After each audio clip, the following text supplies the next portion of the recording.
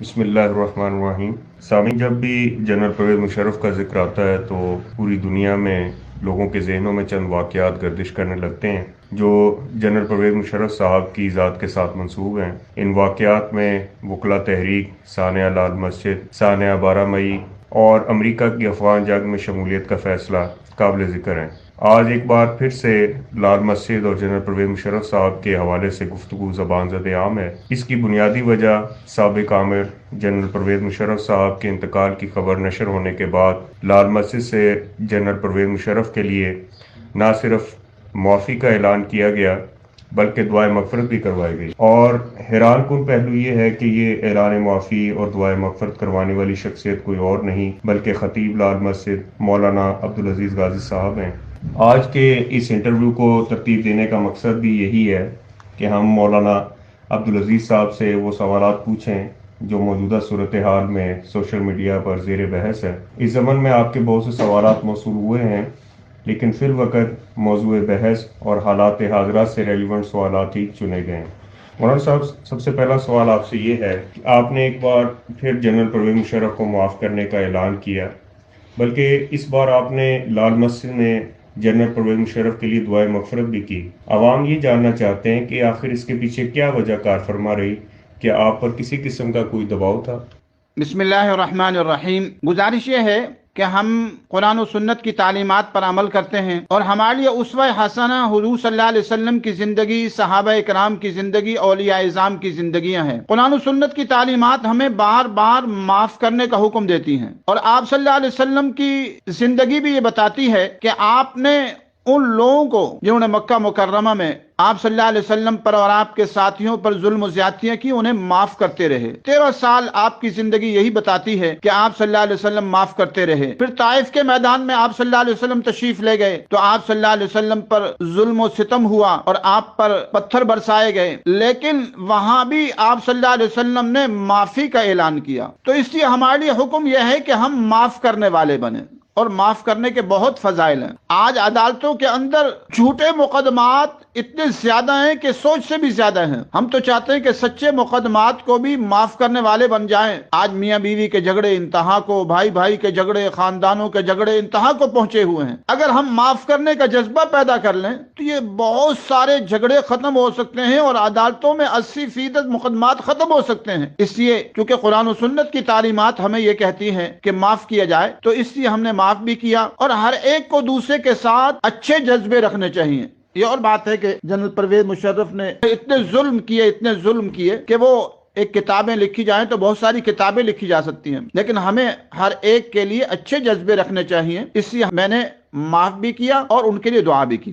آپ کے اعلان معافی اور دعائے مغفرت کروانے کے عمل پر جو لوگ معترض ہیں ان کا ماننا ہے کہ جنرل پرویز مشرف ایک ظالم شخص تھا، اس کے جرائم کی ایک لمبی فہرست وہ گنواتے ہیں۔ کیا ایسے شخص کے لیے معافی کا اعلان کرنا اور دعائے مغفرت کرنا درست ہے، جبکہ جنرل پرویز مشرف نے بھی کسی بھی قسم کی کوئی معافی نہیں مانگی اور نہ ہی کسی قسم کا کوئی پشیمانی انہوں نے ظاہر کی؟ دیکھیے، جنرل پرویز مشرف ایک نہیں ہے، وہ اس وقت پاکستان میں لاکھوں کی تعداد میں اور پوری دنیا میں کروڑوں کی تعداد میں ہے، لیکن ایک وہ جنرل پرویز مشرف تھا جو وردی میں تھا، طاقت میں تھا، قوت میں تھا، اور ایک وہ جنرل پرویز مشرف ہے جس کی وردی اتر گئی اور ملک بدر ہونا پڑ گیا، پھر بستر پر پڑ گیا اور بیمار ہو گیا اور سخت قسم کے امراض کا شکار ہو گیا۔ تو اس لیے میں سمجھتا ہوں کہ وہ جنرل پرویز مشرف، اس جیسے بہت سارے کردار آج پاکستان کے ہزاروں تھانوں میں ہیں اور فوج کے بہت سارے عہدوں پر موجود ہیں، جو طاقت اور قوت میں ہوں ان سے ہم جنگ لڑیں اور ان کے خلاف جہاد کریں تو یہ تو اچھا ہے۔ لیکن وہ جو خود ہی تقریباً مر چکا تھا، وردی اتر چکی تھی، بستر پر پڑا ہوا تھا، اس سے جنگ لڑتے ہوئے ہم اچھے نہیں لگتے۔ ہم ان کے ساتھ جنگ لڑتے ہوئے اچھے لگتے ہیں جو اس وقت کے جنرل پرویز مشرف ہیں۔ وہ ایک کردار نہیں ہے، وہ لاکھوں پاکستان میں ہیں اور کروڑوں پوری دنیا میں ہیں۔ تو انشاءاللہ ہم نے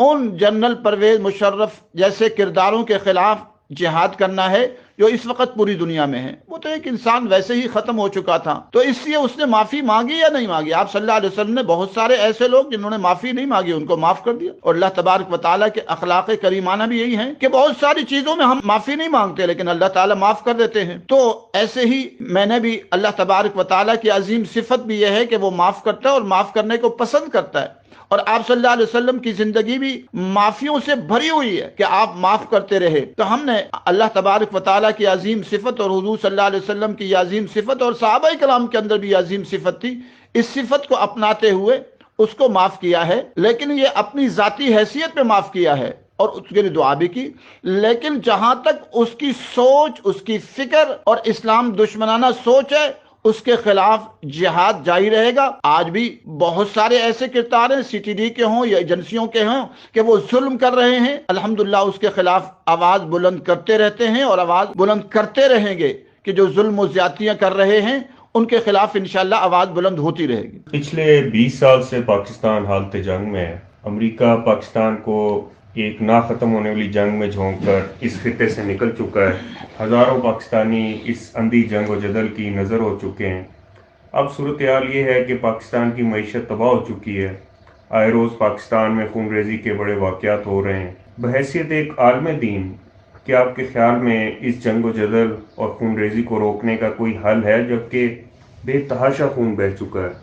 دیکھیے، اس کا آسان حل یہ ہے کہ جس عظیم مقصد کے لیے اس ملک کو حاصل کیا گیا تھا، اور جب یہ آپس میں تقسیم ہو رہی تھی، وہ تقسیم بھی جو کہ ایسی ہوئی تھی کہ جلد بازی میں ہوئی تھی، تو اس کے اندر 15 سے 20 لاکھ افراد شہید ہو گئے تھے، لاکھوں بہنیں اغوا ہوئیں، لاپتہ ہوئیں۔ تو آج ہمارے ذمے وہ قرض باقی ہے کہ ہم پاکستان میں قرآن و سنت کو نافذ کریں، اور یہی مسئلے کا حل ہے۔ آج بلوچ وہ تحریک چلا رہے ہیں، وہ ناراض ہیں، آج پختون ناراض ہیں، منظور پشتین ناراض ہے، آج عمران خان ناراض ہے، آج دینی حلقے ناراض ہیں، بہت سارے لوگ ناراض ہیں۔ ان سب کا ایک ہی حل ہے کہ قرآن و سنت کو نافذ کر دی جائے۔ قرآن و سنت کے نفاذ سے یہ ساری جنگ و جدل ختم ہو جائے گی، اور سارے مسائل کا ایک ہی حل ہے کہ اللہ کی زمین پر اللہ کا نظام نافذ کر دیا جائے، اور پھر ہم ایک دوسرے کو معاف کر دیں۔ ورنہ اگر ہم یہ کہیں کہ یہاں اتنے لوگ مرے، یہاں اتنے لوگ شہید ہوئے، اختلاف ہے۔ ہمارا موقف یہ ہے کہ مجاہدین شہید ہیں، اور جو مجاہدین کے مقابلے میں ہے وہ شہید نہیں ہے۔ مجاہدین جو اللہ کی راہ میں جہاد کر رہے ہیں ہم ان کو شہید سمجھتے ہیں، ہمارا موقف ہے، ہم اس کو مناظرے مباہلے کا چیلنج بھی دیتے ہیں، جو آنا چاہے، جرأت کرنا چاہے آ جائے۔ ہم لال مسجد سے لیتے ہیں کہ لال مسجد کے اندر جو ہمارے ساتھی تھے، علامہ عبدالرشید غازی شہید سمیت تمام شہید ہیں، جو مقابلے میں آئے وہ شہید نہیں تھے۔ ایسے ہی وانا، وزیرستان، سوات، ان علاقوں میں، پورے علاقوں میں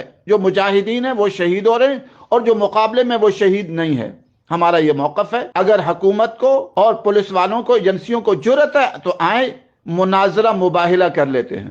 یہ لوگ جو مر رہے ہیں ہم انہیں مسلمان سمجھتے ہیں، کافر نہیں سمجھتے، لیکن ظالم سمجھتے ہیں، ظلم و ستم کرنے والا سمجھتے ہیں۔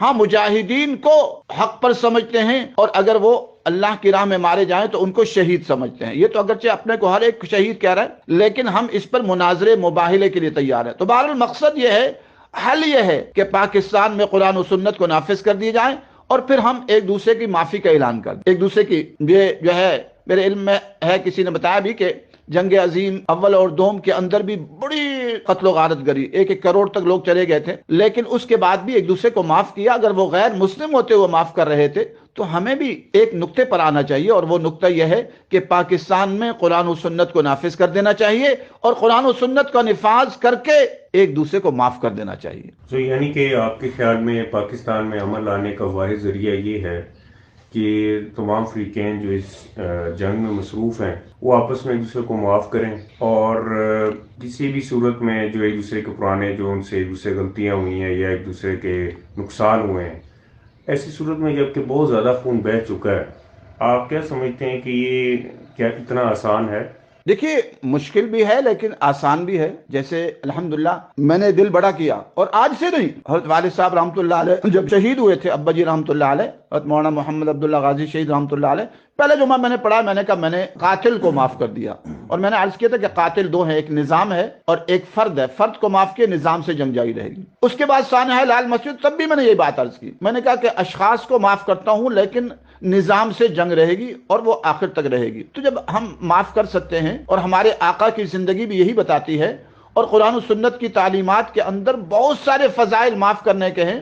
ہم معاف کریں گے تو مسئلہ حل ہوگا، ورنہ یہ ملک اللہ نہ کرے تباہ و بربادی کی طرف چلا جائے گا، اور ابھی بھی بہت سارا حصہ تباہ و بربادی کے میدان میں آیا ہوا ہے.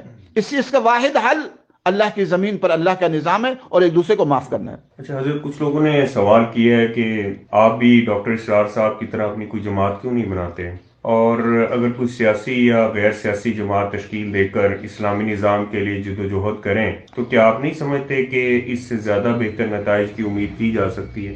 اس بارے میں عرض یہ ہے کہ اصل میں جب کوئی جماعتیں بنا لی جاتی ہیں تو پھر جماعتوں کا اختلاف شروع ہو جاتا ہے. جماعتیں مختلف کہتی ہیں یہ فلاں جماعت کا، ہم تو فلاں جماعت کے نہیں ہیں. تو میں اس کے بجائے یہ سمجھتا ہوں کہ آپ صلی اللہ علیہ وسلم کی جو تعلیمات بتاتی ہیں کہ آپ صلی اللہ علیہ وسلم نے کوئی جماعت نہیں بنائی تھی، اس کو کوئی نام ہو، جماعت نہیں بنائی.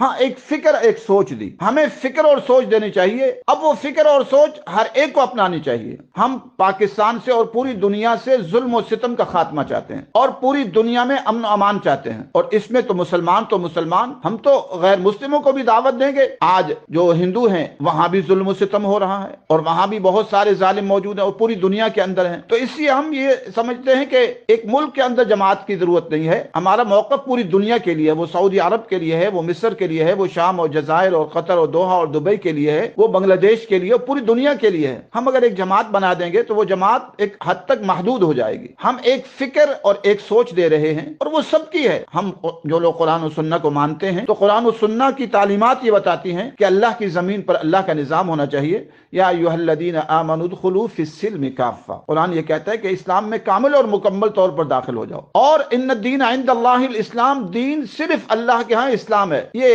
نئے آئین بنانا، اب 50 ملک ہیں، 50 ملکوں کے اپنے آئین، اپنے قانون، اپنے نظام ہے. مسلمان ممالک کے، کفار کے اپنے ہیں. تو ہم کہتے ہیں پوری دنیا کا ایک ہی آئین، ایک ہی نظام، ایک ہی قانون ہونا چاہیے، وہ قرآن و سنت ہونا چاہیے. عدالتوں میں بھی قرآن و سنت کا نفاذ ہونا چاہیے. تو اس لیے جماعت کے بجائے فکر دی جا رہی ہے. ہم فکر دے رہے ہیں کہ بھئی ہم سب کو اپنے سارے مسائل، گھریلو مسائل، خاندان کے مسائل، ملکی مسائل اور عالمی مسائل کا ایک ہی حل ہے کہ اللہ کی زمین پر اللہ تبارک و تعالیٰ کا نظام آ جائے، قرآن و سنت کا نظام آ جائے تو سارے مسائل حل ہو جائیں گے. اچھا حضرت، ایک اکثر سوال پوچھا جاتا ہے کہ اسلام آباد اور پاکستان میں اور بھی بہت سے مدارس ہیں، لیکن آخر وہ کیا وجہ ہے کہ صرف جامع حفصہ اور لال مسجد پر ہی آئے روز سختیوں اور پابندیوں کی خبریں منظر عام پر آتی ہیں؟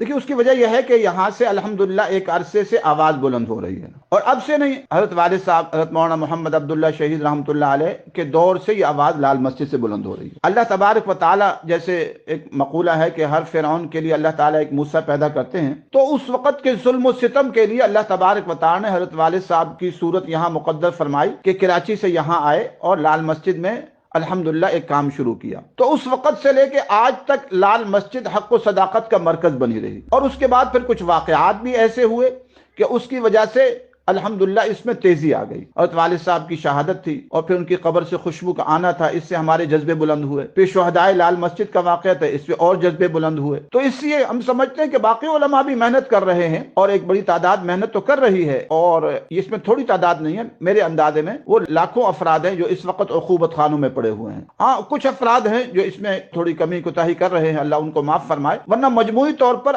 آج پاکستان کی اکثریت 80% اس طاغوتی، اس شیطانی، اس کفریہ نظام کے خلاف ہو چکی ہے. تو اس لیے ہم سمجھتے ہیں کہ الحمدللہ ایک بہت بڑی جماعت ہے جو یہ کام کر رہی ہے. کچھ لوگ اس میں جو ہے وہ کمی کر رہے ہیں، اللہ تعالیٰ ان کی اس کمی کوتاہی کو معاف فرمائے. تو یہ وجہ ہے کہ اسلام آباد سے ہمیشہ ہمارے مدارس سے اور لال مسجد سے اس طاغوتی نظام کے خلاف آواز بلند ہوتی رہی ہے اور ہو رہی ہے. سبحان صاحب، آپ کے پاس دینی مدارس کا ایک بہت بڑا سیٹ اپ ہے ماشاءاللہ. تو ہم دیکھتے ہیں کہ جب بھی حکومت کے ساتھ آپ کے معاملات خراب ہوتے ہیں، سڑکوں پر، شاہراہوں پر اکثر طالبات ہی نظر آتی ہیں، جبکہ آپ کے پاس بہت سے ایسے مدارس بھی ہیں جو کہ مرد حضرات کے لیے ہیں. تو آخر لوگ جاننا چاہتے ہیں کہ ہمیشہ طالبات ہی سڑک پر کیوں نظر آتی ہیں اور طلباء کی تعداد بہت کم ہوتی ہے؟ دیکھیے، اس کی ایک بڑی وجہ تو یہ ہے کہ جو جامعہ فریدیہ اور ہمارے درمیان کچھ دوریاں رہیں.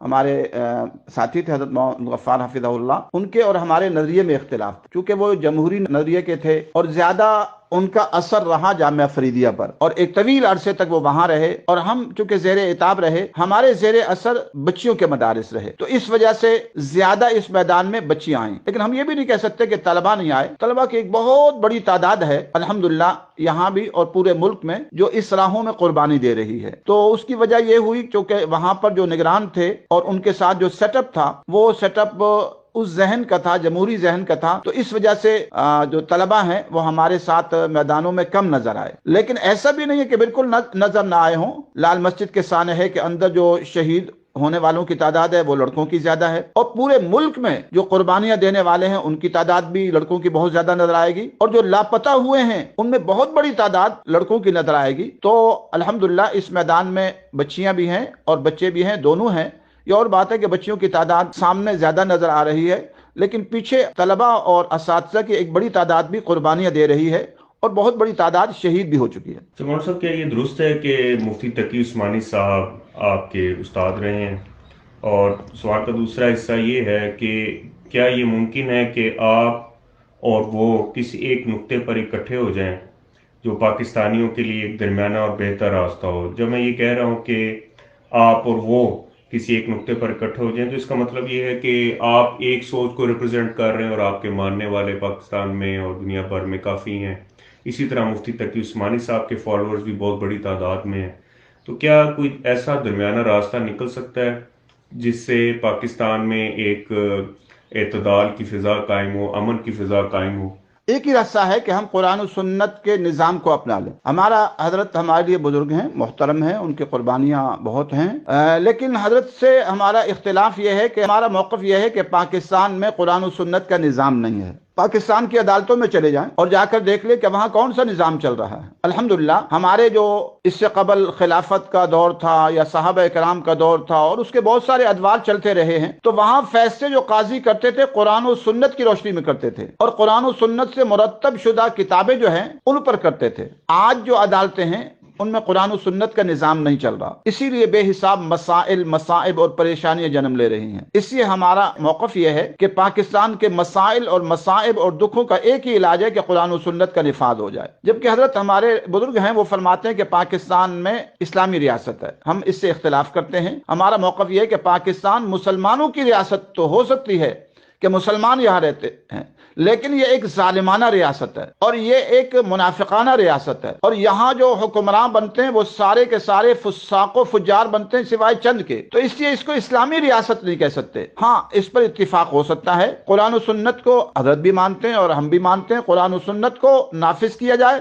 اگر قرآن و سنت کو نافذ کر دی جائے تو آپس کے اختلافات ختم ہو سکتے ہیں۔ مولانا صاحب، آپ جمہوریت کو کفر کہتے ہیں، جبکہ دوسری جانب جمہوریت میں حصہ لینے والے ایک بڑی تعداد علماء کی بھی ہے۔ تو سوال یہ ہے کہ جمہوریت اگر کفر ہے تو اس پروسیس میں حصہ لینے والے علماء کرام کے بارے میں آپ کی کیا رائے ہے؟ دیکھیے، ہم یہ سمجھتے ہیں وہ غلطی کر رہے ہیں، خطا کر رہے ہیں، اگرچہ ان کی نیت ممکن ہے ٹھیک ہو۔ وہ یہ سمجھتے ہیں کہ پاکستان میں اتنا نظام بگڑ چکا ہے اور اتنا فساد بڑھ چکا ہے کہ ہم اسلامی نظام تو لا نہیں سکتے، اگر اسلامی نظام کی راہوں میں چلیں گے تو لال مسجد والوں کا سا معاملہ ہمارے ساتھ بھی ہو جائے گا۔ لیکن ہم پھر بھی سمجھتے ہیں کہ جمہوریت غلط ہے، اور اس پر الحمدللہ بہت ساری کتابیں لکھی جا چکی ہیں، ہمارے اکابر کے فتاوی موجود ہیں کہ جمہوریت انہوں نے کفر کہا ہے۔ ہمارے اکابر جو اس طرف گئے تھے ایک مجبوری کے درجے میں گئے تھے، لیکن آہستہ آہستہ اس مجبوری کو ختم کر کے انہوں نے اس کو اصل ہی بنا لیا کہ اصل ہی جمہوریت ہے۔ حالانکہ جمہوریت کا اسلام سے کوئی تعلق نہیں ہے، دور دور کا رشتہ بھی نہیں ہے، اور جمہوریت بے حیائی، فحاشی اور یعنی اور اکثریت جو ہے کہا جاتا ہے اکثریت کا اعتبار کیا جائے گا اور اکثریت کی رائے معتبر ہوگی، یعنی اکثریت کو نعوذ باللہ اللہ تبارک و تعالیٰ کا درجہ دیا جاتا ہے۔ تو اس پر ایک کتاب ہے تنویر الظلمات کے نام سے، اس پہ بہت سارے مفاسد نقل کیے ہیں، اور بھی بہت ساری کتابیں آ چکی ہیں۔ تو بہرحال جمہوریت ایک غلط راستہ ہے، اس لیے ہم جمہوریت کے حق میں نہیں ہیں، اور جمہوریت نے پاکستان کو دو ٹکڑے کیا ہے۔ اگر جمہوریت تھی تو پھر شیخ مجیب جیت گئے تھے تو شیخ مجیب کو دے دیتے۔ یہاں جو جیتتا ہے وہ کہتا ہے بالکل اچھے انتخابات ہوئے، دوسرا کہتا ہے دھاندلی ہوگی، اور ابھی تو یہی چل رہا ہے، لڑائیاں، جھگڑے، فسادات۔ پھر اس میں اپنی جو جماعت ہوتی ہے اس کو اہمیت دی جاتی ہے، چاہے دوسرا اچھا ہی کیوں نہ ہو۔ تو یہ سارا فساد کا مجموعہ ہے جمہوریت، اس لیے ہمیں جمہوریت کو چھوڑنا پڑے گا، ورنہ اربوں کھربوں روپے ہر انتخابات پر لگ جاتے ہیں، اشتہارات پر، پھر اس میں عورتیں آتی ہیں اور قومی اسمبلی اور صوبائی اسمبلی کے اندر، پھر ان کے بے حساب اخراجات ہیں۔ تو اسلام تو جو شورائی نظام قائم کرتا ہے وہ اس طرح نہیں ہوتا جیسے یہ ہوتا ہے، یہاں تو سارے کھانے پینے کے چکر ہیں۔ اس لیے ہمیں جمہوریت سے نجات حاصل کرنی پڑے گی اور ہمیں اپنا رشتہ جوڑنا پڑے گا حضور صلی اللہ علیہ وسلم کی زندگی سے اور خلفائے راشدین کی زندگی سے، تب ہمارے مسائل حل ہوں گے۔ مولانا صاحب، ایک آپ سے بڑا علمی سوال کیا گیا ہے۔ پوچھنے والے نے پوچھا ہے کہ حدیث مبارکہ میں آتا ہے کہ سواد اعظم کی اتباع کرو، کہ آپ نہیں سمجھتے کہ آپ سواد اعظم سے ہٹے ہوئے اور الگ تھلگ چل رہے ہیں؟ دیکھیے، سواد اعظم سے مراد یہ ہے کہ جو حق والوں کا سواد اعظم ہو، یہ نہیں ہے۔ دیکھیں، جو سواد اعظم ہے یعنی جو بڑی تعداد ہو علماء کی، اہل حق کی، ان کے پیچھے چلو۔ اس کا یہ مطلب نہیں ہے کہ جہاں سارے کے سارے وہ لوگ چل رہے ہیں جو حق سچ کا راستہ چھوڑ رہے ہوں اور قربانیوں کا راستہ چھوڑ رہے ہوں۔ اس لیے ہمیں حکم یہ ہے کہ جہاں مجاہدین جو راستہ اختیار کریں، کیونکہ وہ لوگ اپنی جانوں کو قربان کر رہے ہوتے ہیں، جب اپنی جانوں کو قربان کرنے پر لگے ہوتے ہیں تو وہ راستہ ہی حق ہوتا ہے۔ باقی جو مجاہدین کے راستے سے ہٹ جائیں، چاہے وہ زیادہ ہی کیوں نہ ہوں، ان کی اتباع نہیں ہوگی۔ تو ہمیں سواد اعظم سے مراد وہ لوگ جو بڑی جماعتوں حق کے راستے پر چلنے والی ہو، ان کے پیچھے چلنے کا حکم ہے۔ مولانا صاحب، کیا آپ کی کبھی افغان طالبان کے بانی ملا عمر رحمہ اللہ سے براہ راست ملاقات رہی؟ یہ ان سے 2 مرتبہ الحمدللہ ملاقات ہوئی ہے۔ بڑے نیک صالح انسان تھے اور بہت سادہ زندگی بسر کرتے تھے۔ آج بھی ہم چاہیں گے اور طالبان سے گزارش کریں گے کہ آپ بھی سادگی کی طرف آ جائیں۔ وہ ماشاءاللہ نیچے بیٹھ کر ملتے تھے، چٹائیوں پر بیٹھتے تھے، اور ان سے ملاقات جب بھی ہوئی تو چٹائی پر ہوئی۔ تو ہم یہ چاہیں گے کہ آج بھی ہمارے جو طالبان بھائی ہیں وہ سادگی کی طرف آ جائیں، یہ تکلفات سے بچنے والے بن جائیں۔ آپ صلی اللہ علیہ وسلم کی زندگی اور صحابہ اکرام کی زندگی کو ہم اپنانے والے بن جائیں تو ہمارے مسائل حل ہو جائیں گے۔ اور ملا عمر کی زندگی بہت ماشاءاللہ سادہ زندگی تھی۔ مولانا صاحب، آخری سوال یہ ہے کہ آپ کا کسی کالعدم تنظیم سے کوئی رابطہ یا تعلق ہے؟ دیکھیے، کالعدم تنظیمیں تو ان سے کوئی باقاعدہ رابطہ تو نہیں ہے، لیکن نظریاتی رابطہ تو ہے۔ القاعدہ سے رابطہ ہے اور طالبان سے رابطہ ہے اور افغان طالبان سے رابطہ ہے، مجاہدین سے رابطہ ہے۔ جو بھی جماعتیں کام کر رہی ہیں پوری دنیا میں جہاد کا کام کر رہی ہیں، اسلامی نظام کے لیے کام کر رہی ہیں، قرآن و سنت کے نفاذ کے لیے کام کر رہی ہیں، ان سے ایک تعلق ہے باقاعدہ۔ چونکہ ہم کسی جماعت کا حصہ نہیں ہیں، ہم ایک نظریاتی طور پر کام کر رہے ہیں، اس لیے باقاعدہ کسی جماعت سے تعلق نہیں ہے، ویسے سب سے محبت ہے، تعلق ہے۔ بہت شکریہ مولانا صاحب۔